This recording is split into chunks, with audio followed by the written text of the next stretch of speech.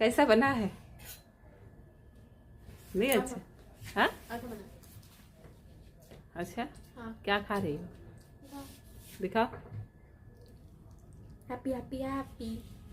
Hello everyone, नमस्कार।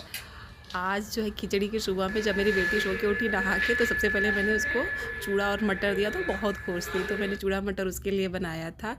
और हम लोग दही चूड़ा खाए थे, तो वो दही नहीं खाती पर बहुत खुश थी कि उसको मिल गया है उसके पसंद की चीज़। तो सबसे पहले मैंने चूड़ा बनाया मटर, और उसके बाद से मैंने अपनी तैयारियां शुरू कर दी। तो पकौड़ी बनाया था मैंने, प्याज की पकौड़ी। और सबसे पहले मैंने क्या किया कि ये थोड़ा सा उड़द भिगोया था। तो जो उड़द की दाल थी वो मेरी फूल चुकी थी, और उसको मैंने पीस दिया था। और प्याज थे और हरी धनिया थी। तो बहुत ज़्यादा हरे धनिया का पत्ता जो था ना मेरे पास बहुत ज़्यादा हो गया था, तो मैंने सबको क्या किया था कि ले लिया था, प्याज में ही डाल दिया था। और इधर खिचड़ी की भी मैंने तैयारी कर ली थी खिचड़ी बनाने की। तो गोभी, आलू, मटर, टमाटर, थोड़े से गाजर, ये सब मैंने ले लिया था डालने के लिए। और मैंने जो था वो ये एक हरी मिर्च डाला था, क्योंकि ज़्यादा तो नहीं डाला था। और अदरक और हरी मिर्च का पेस्ट डाला था, अदरक लहसुन और हरी मिर्च का। और धनिया पत्ता थोड़ा मेरा पीला हो रहा था और ज़्यादा आ गया था, तो सबको मैंने काट के सोचा कि प्याज की पकौड़ी में ही डाल देती हूँ, तो फिर वैसे यूज हो जाएगा। तो वही बैठ के मैं काट रही थी, प्याज इतनी आँख में लग रही थी, तो पूरी मेरी तैयारियाँ शुरू हो गई थी खिचड़ी की शाम को। तो क्या ही कि इतना बना लिया खाना कि फिर खाने के बाद बहुत वो लग रहा था कि बहुत हेवी हो गया है। तो चलिए, अब मेरी प्याज की पकौड़ी बनेगी और चाय, क्योंकि सब लोग वेट कर रहे हैं। तो सबसे पहले मैंने सोचा कि प्याज की पकौड़ी बनाने से पहले मैं पहले दही बड़ा बना लेती हूँ, क्योंकि दही बड़ा बनाना शुभ होता है खिचड़ी पे खाने के लिए। तो लोग खाते हैं, क्या होता है नहीं पता, पर खाते हैं। तो फिर बचपन से देखा है तो कि ये चीज़ होता है कि इसको बना लेते हैं। तो दही बड़ा इसलिए पहले बनाया, पहले पकौड़ी की तैयारी हो रही थी, पर मैंने अपना वो पहले दही बड़ा बनाया। तो इसके लिए तेल को चेक किया मैंने, और हथेली पर थोड़ा सा पानी लगाया, और उड़द की दाल को यूँ सिंपल तरीके से ही मैंने किया था। तो उड़द की दाल को रख लिया, और फिर उसमें गोल गोल होल करके और उसको बराबर करके हाथ में थोड़ा सा पानी लगा के उसको गरम तेल में मैंने डाल दिया था। तो इसमें कुछ बहुत नहीं था, जल्दी जल्दी से ये बन गया। क्या था कि ये पकौड़ी पहले बनाती तो फिर उसका लाल लाल जो पार्ट होता है ना, तो थोड़ा थोड़ा छोटा छोटा पार्ट छूट जाता है। तो फिर ये जो बड़े होते हैं ना, तो फिर वो दिखने लग उसमें चिपक जाता है, तो फिर अच्छा नहीं लगता। इसलिए पहले मैंने बड़ा बनाया, और वो थोड़ा सा ही बनाया था, क्योंकि ठंडी है, कौन खाएगा दही, और इतना कोई दही खाने तो चाहता नहीं है। ठंडी सच में बहुत बढ़ गई है, बारिश भी हो गई थी हमारे यहाँ, तो फिर बारिश की वजह से फिर अच्छा भी नहीं लग रहा था कि बहुत ज़्यादा दही खाया जाए। और ठंडी का सीज़न है, तो लोग ऐसे भी गले से परेशान रहते, खांसी सबको आती ही रहती है, कोई दही खाना नहीं चाहता। इसलिए मैंने बस 8 दही बड़े ही बनाए थे, बट 2 हम लोगों ने खाया था, और अभी मेरे 6 पीस बचे हुए हैं, देखते हैं क्या होता है उसका। तो ये बन गए। और ठंडी का मतलब हमारे यहाँ ये है हाल कि जो कढ़ाई है ना, तो उसमें हम हाथ से भी निकाल ले रहे हैं या डाल दे रहे हैं, तो हमको पता नहीं चल रहा है कि बहुत हाथ जला है वो इतनी ठंडी है। तो ये जो दही बड़े थे मैंने गर्म पानी पहले से कर लिए थे, और उसमें नमक डाल दिया था, और उसी गर्म पानी में मैंने इस बड़े को डाल दिया था, क्योंकि बड़े को गर्म पानी में डालेंगे तभी सॉफ्ट होगा, नहीं तो वो हो जाता है, वो कच्चा रह जाएगा, सॉफ्ट नहीं होगा। ठंडी बहुत है, ठंडी की वजह से वो सिकुड़ जाएगा। तो ये जो थोड़ा सा ये बैटर बचा था ना ये उड़द की दाल का, तो उसमें मैंने प्याज और अदरक लहसुन का पेस्ट, नमक, हल्दी, धनिया मसाला, और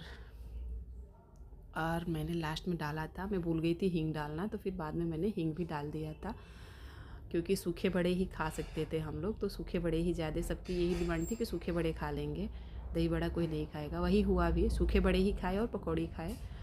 तो मैंने वैसे ही किया, अब जैसे भी था तो इसको भी वैसे ही बना दिया। ये जो बड़े थे इसलिए बनाया कि समझ में आएगा कि कैसे बन रहा है, क्या क्या है। तो फिर इसको बना लिया, ऐसे हाथ पे रख के बीच में होल कर दिया।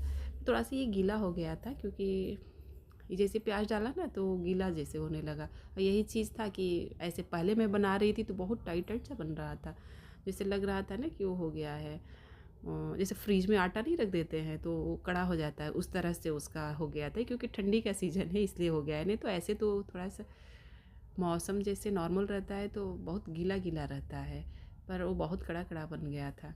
तो चलिए, ये मेरे बड़े जो हैं पूरी तरह से सिक गए थे, तो इनको भी निकाल लूँगी मैं।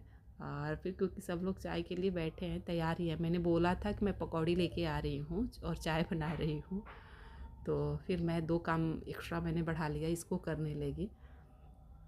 तो ये मेरे बड़े जो थे तैयार हो गए थे, और इसके बाद से मैं बनाऊंगी अपनी पकौड़ी। तो इसके लिए धनिया और फिर ये प्याज को काट लिया, 2-3 चम्मच बड़े चम्मच से बेसन डाला, सब्ज़ी मसाला डाला, हल्दी पाउडर डाला, और फिर मैंने डाला अजवाइन और फिर नमक, और इसके बाद अदरक लहसुन का पेस्ट मैं डालूँगी, अदरक लहसुन और हरी मिर्च का पेस्ट, और थोड़ा सा मैं सूजी डाल दूँगी ताकि वो क्रिस्पी हो जाए, क्या पता धनिया पत्ता कैसा हो।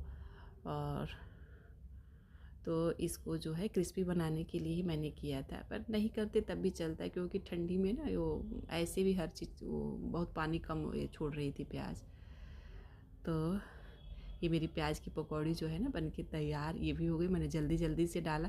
क्या होता है ना कि पकौड़ी बनाओ तो बहुत ही अच्छा लगता है, जैसे जैसे तेल में डालो तो जैसे बनने लगती है तो बहुत ही अच्छा लगता है। बस प्याज काटते समय बहुत वो आता है, आँख से पानी आने लगता है, तो अजीब लगता है भाई कि नहीं काटो नहीं बनाओ, लेकिन जब प्याज कट जाती है तो फिर बनाने में कोई दिक्कत नहीं होती, अच्छा लगता है बनाने में। तो ये मेरी प्याज की पकौड़ी भी बन गई है। आप लोग देखिए और ऐसे बनाइएगा, बना के खाइएगा और बताइएगा कि कैसा बना है। और क्या होता है कि जब हम लोग गांव पे पहले रहते थे तो गांव पे खिचड़ी, मतलब क्या होता था कि मकर संक्रांति के दिन बहुत ज़्यादा दान पुण्य तो किया ही जाता था। गांव में लोगों को बहुत खिलाया जाता था, गरीब लोगों को, जैसे दही चूड़ा है, शाम को कढ़ी चावल पकौड़ा पकौड़ी, सब जितने लोग आते थे सबको खिलाया जाता था। तिलकुट तेल या फिर अनाज का, मतलब मांगने वाले कुछ भिखारी भी आते थे ना, तो उनको गट्ठर गट्ठर बांध के लोग देते थे, क्योंकि मतलब कितनी मेहनत से लोग आते थे काँपते हुए, और आग का अलाव जलाते थे और वो करवाते थे।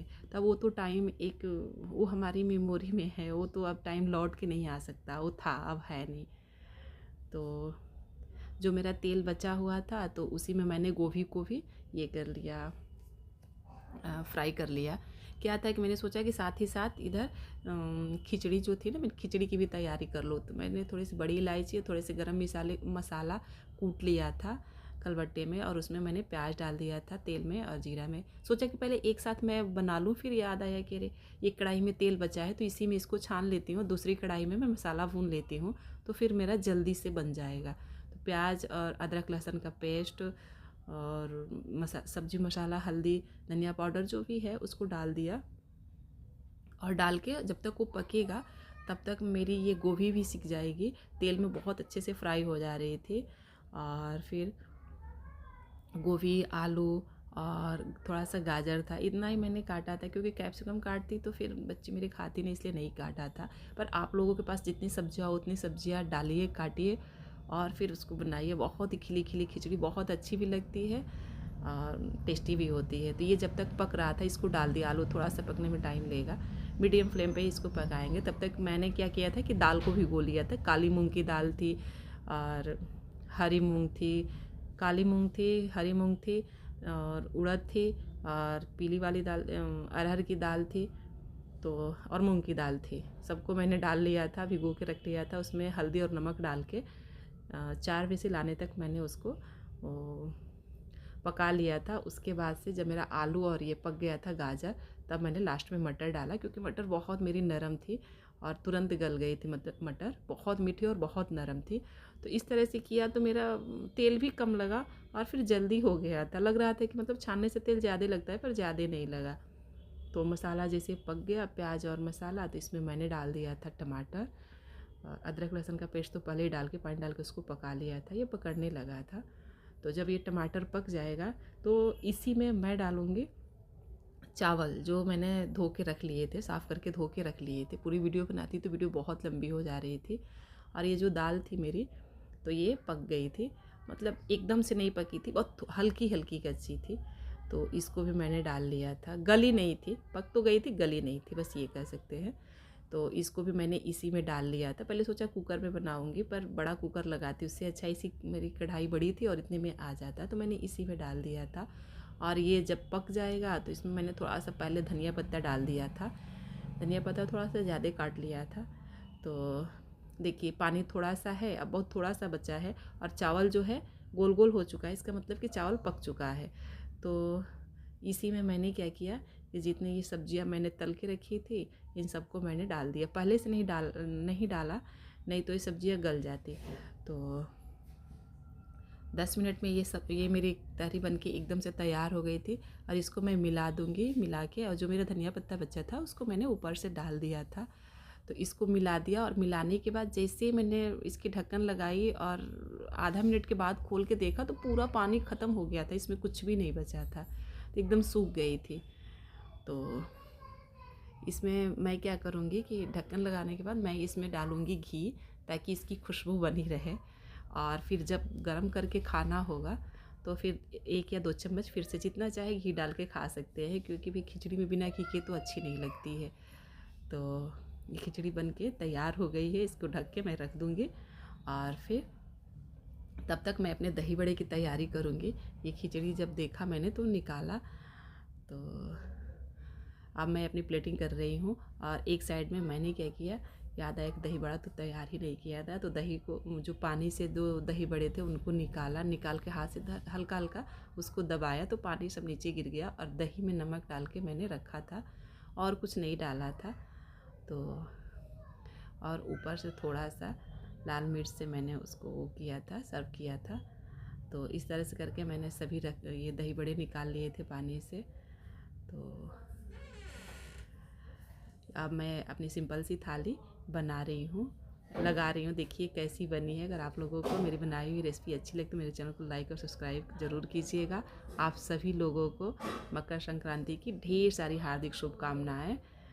और आप लोगों ने मेरी वीडियो देखी, इसके लिए बहुत बहुत धन्यवाद। Thank you.